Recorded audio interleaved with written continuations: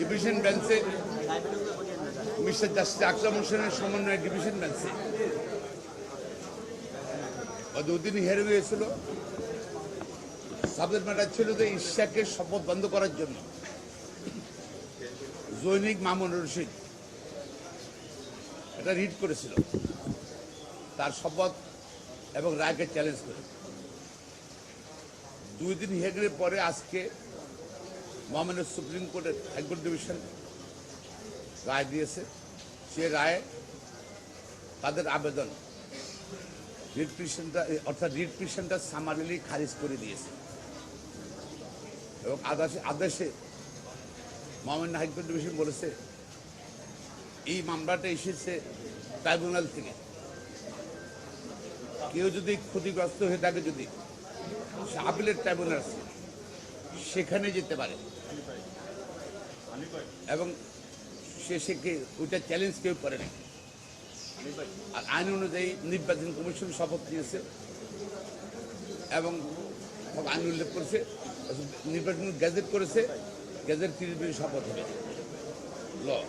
এটা চ্যালেঞ্জ করতে হলে ট্রাইব্যুনালে যেতে হবে, যেহেতু পিটিশন কোর্ট ট্রাইব্যুনালে যাননি। আর দ্বিতীয় যে ওনার মামলা করার অধিকার নিয়ে অনেক বড় অবজারভেশন দিয়েছে। জনস্বার্থে যে করলে মামলা করতে পারে, তবে সে মামলার ধরন ভিন্ন। পরিবেশ নিয়ে মামলা করে, মানবাধিকার নিয়ে মামলা করতে পারে, মৌলিক অধিকার নিয়ে মামলা করতে পারে, জনস্বার্থে মামলা। এখানে জনস্বার্থের কিছু নাই এবং উনি দেখাতে পারেন না যে উনি সমাজসেবা করেন, সমাজসেবক হিসেবে বা ঢাকা সিটি কর্পোরেশনের ভোটার হিসাবে যে ওনার কোনো ক্ষতিগ্রস্ত হয়েছে, ক্ষতিগ্রস্ত ব্যক্তি হিসেবে নিজেকে উনি কিন্তু প্রমাণ করতে পারেননি আদালতে। আর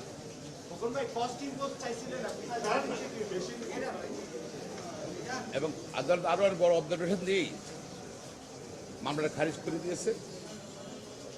ফলে ইশাকের শপথ নেওয়ার আর কোনো বাধা রইল না। তো আগামী 26 তারিখের মধ্যে শপথ দিতে হবে। শপথ যদি না দেওয়া হয়, যেহেতু ট্রাইব্যুনাল একটি আদালত, হাই কোর্ট অফ দ্য কান্ট্রিতে চেষ্টা করছিল একটা মহল শপথকে বন্ধ করার জন্য, সেটা ব্যর্থ হয়েছে। আর যদি শপথ না দেওয়া হয়, সেটা আদালত অবমাননা হবে।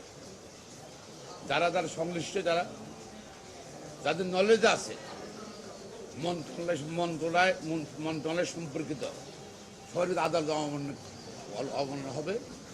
এবং আমরা কিন্তু আইনজীবীরা এর মধ্যে আলোচনা করি, নেক্সট স্টেপ কিন্তু কন্টেম্পট অফ কোর্ট হবে। আমরা আশা করছি সরকার আইনের শাসনে বিশ্বাস করবে, রায়ের প্রতি আস্থা রাখবে। ট্রাইব্যুনাল এবং হাইকোর্ট ডিভিশনের আজকের রায়ের প্রতি আস্থা রেখে আগামী 24 ঘন্টার ভিতর তার শপথের ব্যবস্থা গ্রহণ করবেন।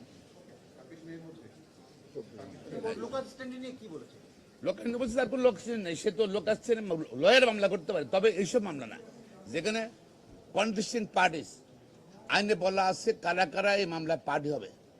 এটা সিভিল কেসে কিন্তু আপনি অনেকগুলো পার্টি করতে পারেন, কিন্তু এখানে কিন্তু শুধু প্রতিদ্বন্দ্বী প্রার্থীরা পার্টি হবে, আর কেউ পার্টি হবে না। আর সুতরাং প্রতিদ্বন্দ্বী প্রার্থী, সে প্রতিদ্বন্দ্বী প্রার্থী নয়, সে আপিলও করে নাই, তো তার লোকাশ্রী রেখে এখানের মধ্যে সেটাই। আর নির্বাচন কমিশনের ভূমিকা সম্বন্ধে নির্বাচন কমিশন কিন্তু কিছু করণীয় নাই।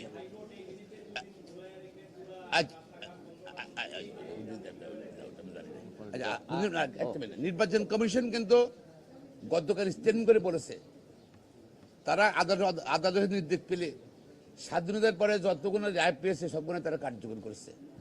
ইলেকশন কমিশন তো পার্টি না, এখানে মানে প্রতিদ্বন্দ্বী না, এর জন্য তারা কন্টেস্ট করে না। গতকাল পর দেখেছেন কোনো আইনি জটিলতা নেই।